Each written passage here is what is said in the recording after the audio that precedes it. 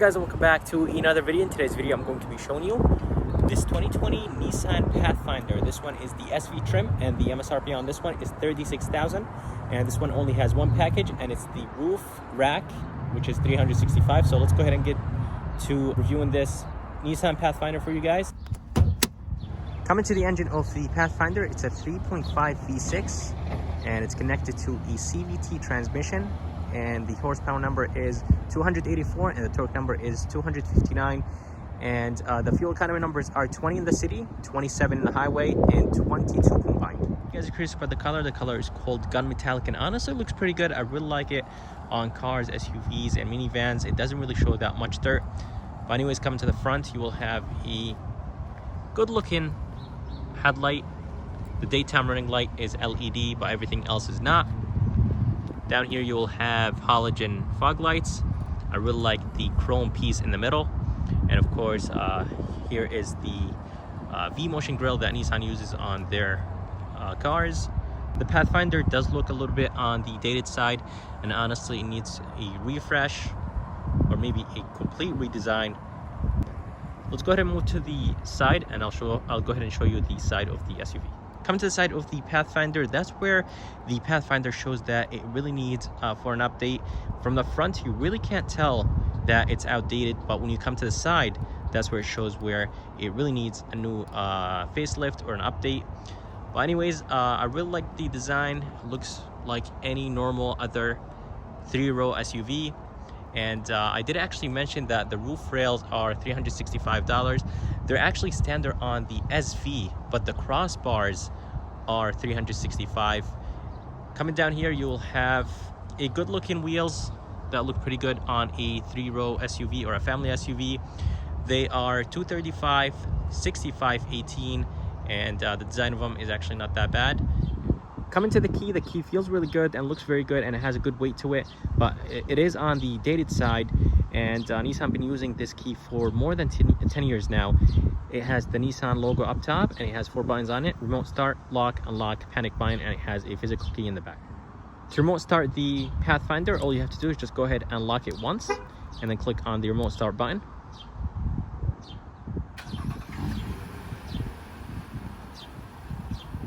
To the back, there's going to be a spoiler up top, and for the tail lights, they look really outdated.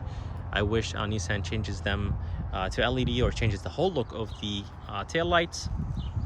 Right here to the right, you will have the 4-wheel drive and the SV badge. Of course, in the middle you will have the Nissan, and all the way to the left you'll have the Pathfinder, and there is a chrome piece underneath the Nissan badge, and all the way in the bottom you will have another chrome piece. And on this SV trim, you will get sensors standard. That's pretty much for the back. So let's go ahead and move to the inside of the SUV, and I'll go ahead and show you the rest of it. So before I open the tailgate, this silver or chrome protector is actually a $215 option that you could add to your Pathfinder. And to open the tailgate, right underneath where the paper is, just go ahead and click on the button. That will open the tailgate. And there is actually a good amount of space back here, since this one is a 3-row SUV. And of course you could put the seats down. You'll have a couple tie downs right here. And to put the seats down, all you have to do is just go ahead and click on this or push this, and the seats go down. And it's pretty flat, which is very good. Right here you will have a 12-volt, and you're going to see 2 cup holders on each side and a vent.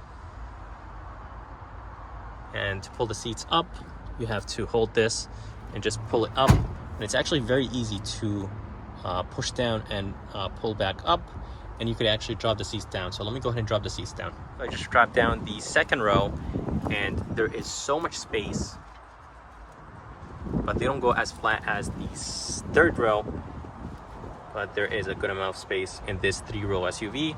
Down here you will have more storage, and I really like the space back here. Coming to the door handle, there is no sensor in the back, so to unlock the SUV you have to press on this button. Coming to the door looks really good. I really like the way how it looks, and I actually was shocked with the bottom of the door. But let's go ahead and get to the top, and I'll go ahead and show you the bottom. Up top, this is nice and soft. It feels really good. You will have gloss black right here, and I really like the trim, the silver trim on the around the door handle. It looks very good. Down here, this is leather, and it's very nice and soft. The armrest feels very nice and soft. I really like the stitching on the door. You will have your window controls, door locks, and mirror controls.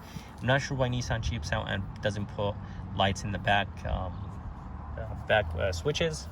And you'll have a small pocket right here. And in the bottom, you'll have a cup holder and a little bit more storage. And the speaker is in the bottom. In the bottom of the door, this is actually not plastic, which I was shocked by. I honestly thought that was plastic, but this is actually some weird material that is very nice and soft. But good job, Nissan, for putting very nice soft materials in the bottom of the door. Coming to the seats are very nice and comfortable. The design is not crazy and the colors are not crazy. It's a family SUV, so do not expect a lot, but it's very nice and soft. And Nissan uses these zero gravity seats. They're actually very comfortable. When you get a chance, make sure to sit in one of those seats and you'll know what I mean by very comfortable.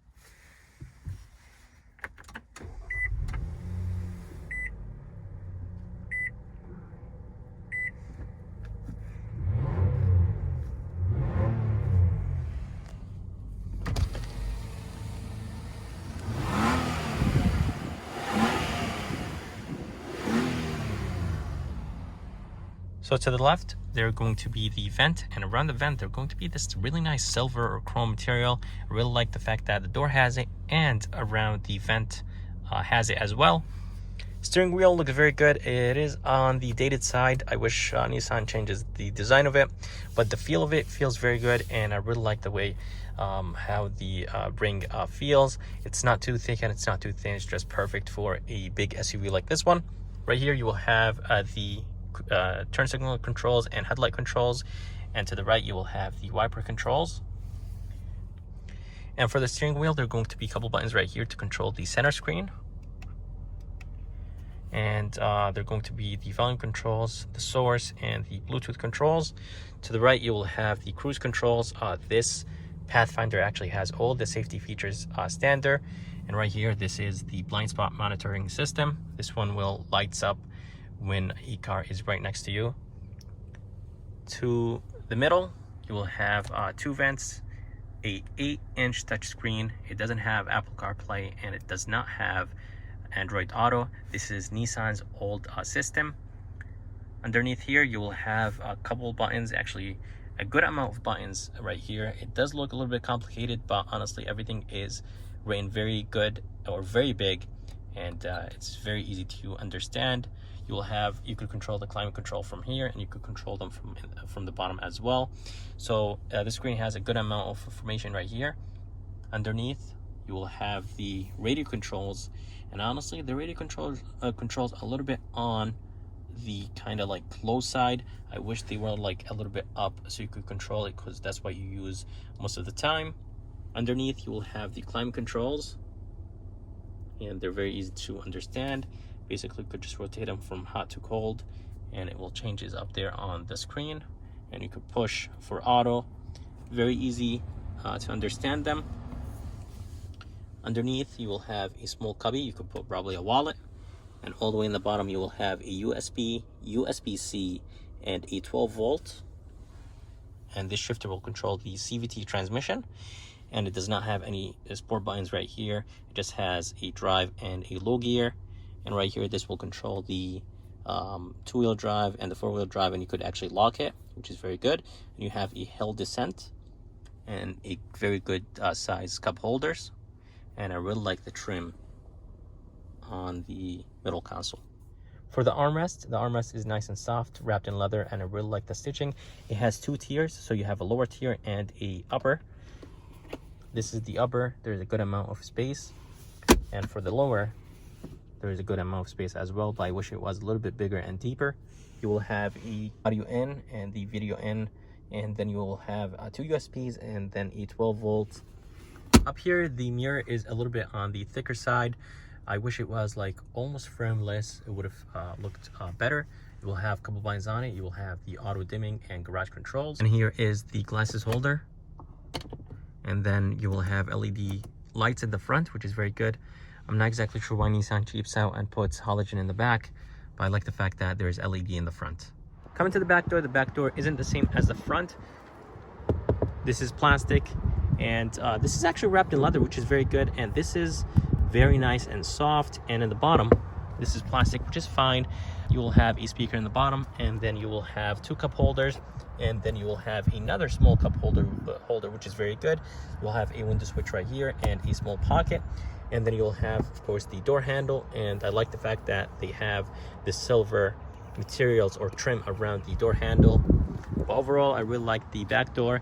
It doesn't feel cheap and it looks pretty good. Inside, you will have a good amount of leg room for the second row. And you could actually fold down the seats by lifting this up. And the seats fold down. They're a little bit on the heavier side, but they're actually not that bad. And the seats move forward and backward. There is this metal piece right here. Pull it up, and they could just basically move them forward or backward. Very easy. And I like the fact that there is a good amount of space in the second row. Right here, you will have 2 vents. You will have the climate control, and then you will have a USB and a USB-C. To be able to go in the third row, you have to actually lift this up. And once you lift this up, the seat will fold down like this, and it will lift up the bottom of the seat, and then you could actually move it to the front to be able to get into the third row. There is not enough space in the back, but of course it's for kids. And to bring the seat back, just go ahead and do this, and then put this down.